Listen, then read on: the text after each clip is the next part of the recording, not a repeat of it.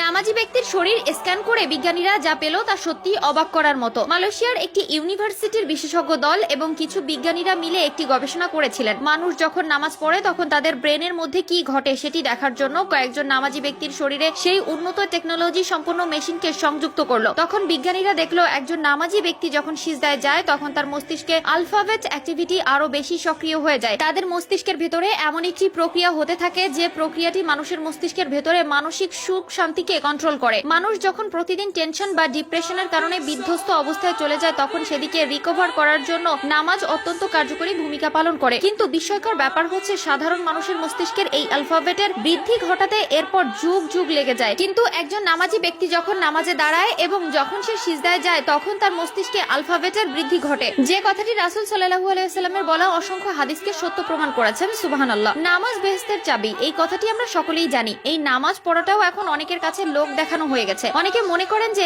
নামাজ না পড়লে মানুষ কি বলবে। যারা লোক দেখানো নামাজ পড়ে তাদের নামাজ তো হবেই না, বরং আরো বঞ্চিত হবে নামাজের সুফল থেকে। যারা আল্লাহকে পেতে এবং জাহান্নাম থেকে মুক্তির জন্য নিজের মনকে দৃঢ়ভাবে নামাজের দিকে ধাবিত করবে, শুধু তারাই এই নামাজের সুফল পাবেন। আপনারা জানেন নামাজ পড়লে শরীর যেমন ব্যায়ামের উপকার হয়, ঠিক তেমনি মস্তিষ্কে আলফাবেট অ্যাক্টিভিটি আরো শক্তিশালী হয়ে যায়। যে কোনো পরিস্থিতিতে পবিত্রতা বজায় রেখে নামাজ আদায়ের নির্দেশ রয়েছে। আজকাল আমরা দুনিয়ার মোহমায়ায় নিজেকে ডুবিয়ে ফেলেছি, ভুলে গেছি সৃষ্টিকর্তা আল্লাহকে। আমরা নামাজ না পড়লেও সময় মতো তিনি রিজিকের ব্যবস্থা করে দেন, তারপরেও আমরা তার ইবাদত করতে পারি না। আল্লাহ চাইলে এক পলকে আমাদের ধ্বংস করে দিতে পারে। একবারও কি ভেবেছেন কিভাবে আমরা নামাজ না পড়ে এভাবে আরাম আয়েশে দিনের পর দিন কাটাচ্ছি? একবারও কি মনে পড়ে না সৃষ্টিকর্তা আল্লাহর কথা? সকলকে আল্লাহ হেদায়েতের পথে পরিচালিত করার তৌফিক দান করুক, আমিন। আল্লাহ তাআলা প্রতিদিন মুসলমানের জন্য 5 ওয়াক্ত নামাজকে ফরজ করেছেন। নামাজ দুনিয়ায় সব ধরনের অন্যায় কাজ থেকে আমাদের বিরত রাখে। কর্মক্ষম উজ্জীবিত মানসিকতা লাভে নামাজ আল্লাহর এক মহা নিয়ামত, বান্দার জন্য অন্যতম রহমত বটে। তাই তো আল্লাহ তাআলা মানুষকে সার্বিকভাবে উজ্জীবিত করতে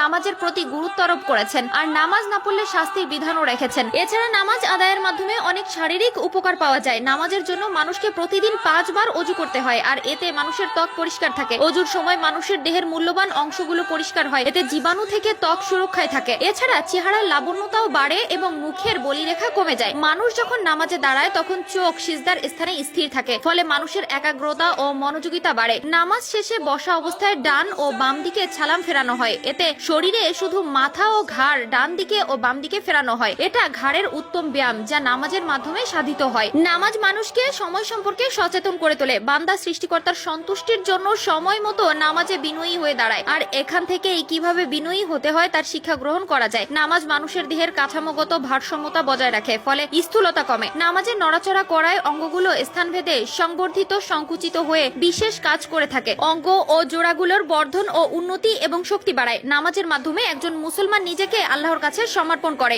এই আত্মসমর্পণের আত্মিক দিক দিয়ে নামাজি ব্যক্তি শক্তিশালী হন। নামাজের মাধ্যমে আল্লাহর ধ্যানে তার মন প্রশান্ত হয়। আল্লাহ তাআলা মুসলিম উম্মাহকে নামাজ আদায়ের মাধ্যমে শারীরিক ও মানসিক ও আত্মিক উপকারিতা লাভের তৌফিক দান করুন, আমিন।